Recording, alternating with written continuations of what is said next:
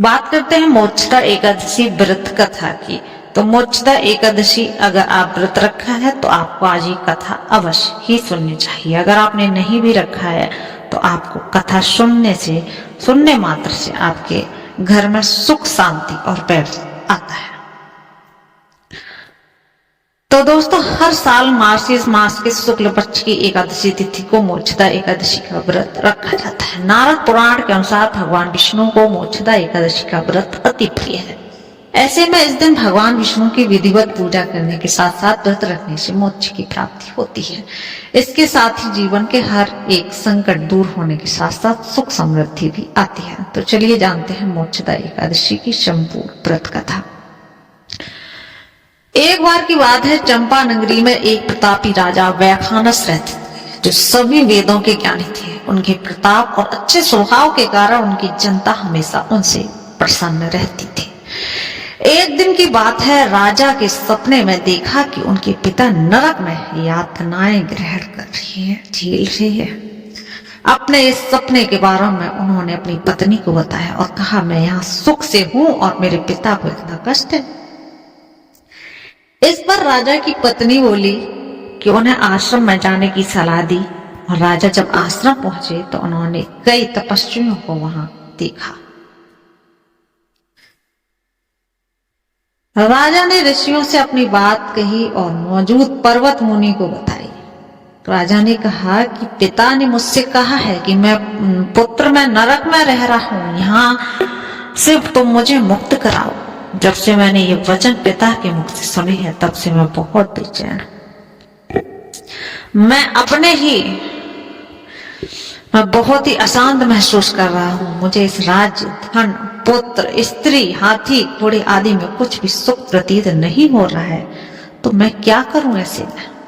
और अपनी परेशानी बताते हुए उनके आंखों में आंसू आने लगे। आगे राजा ने कहा, हे ब्राह्मण देवताओं, इस स्वप्न के कारण इतना कष्ट पहुंच रहा है कि मेरा सारा जीवन शरीर मेरा जल रहा है। अब आप कृपा करके कोई तप, दान, व्रत आदि बताइए जिससे मैं अपने पिता को नरक से मुक्त करा सकूं। उस पुत्र का जीवन व्यर्थ है जो अपने माता पिता का उद्धार ना कर सके।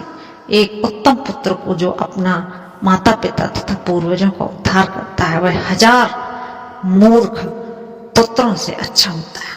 तब ब्राह्मणों ने राजा से कहा, हे राजा, यहाँ पास में भूत भविष्य वर्तमान के ज्ञाता पर्वत ऋषि का आश्रम है। आपकी समस्या का हल वे जरूर करेंगे। ऐसे में राजा पर्वत ऋषि के आश्रम पहुंच गए।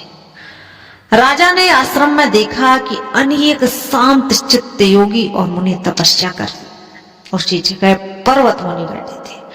राजा ने मुनि को देखते ही उन्हें साष्टांग दंडवत प्रणाम किया। मुनि ने राजा से सांगोपांग कुशल पूछे। राजा ने कहा कि महाराज, आपकी कृपा से मेरे राज्य में सब मंगल है, लेकिन अकस्मात मेरे चित्त से अत्यंत अशांति होने लगी।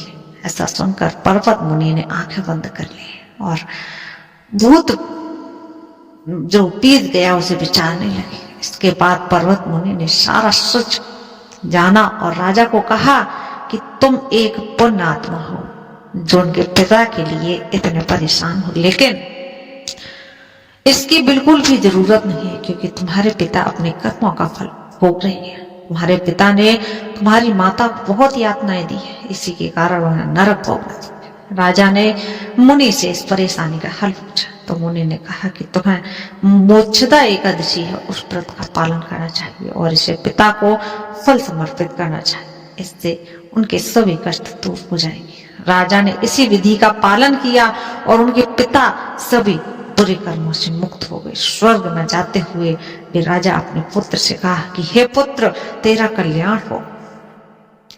शास्त्रों के अनुसार मार्गशीर्ष मास के शुक्ल पक्ष की मोक्षदा एकादशी का जो व्रत है, आज जो भी उसे हर तरह के जो भी व्रत है, जो भी इस व्रत को करता है उसे हर प्रकार के पाप से नष्ट हो जाते हैं। इसके साथ ही मोक्ष की प्राप्ति होती है। इस कथा को पढ़ने, सुनने या कहने से वाजपेयी यज्ञ का फल मिलता है। यह व्रत मोक्ष देने वाला तथा चिंतामणि के समान सब मनोकामनाएं पूर्ण करने वाला माना जाता है। एक महीने में भक्तों 2 एकादशी आती हैं और दोनों ही बड़ी महत्वपूर्ण रहती हैं। हर एकादशी पे लोग व्रत रखते हैं।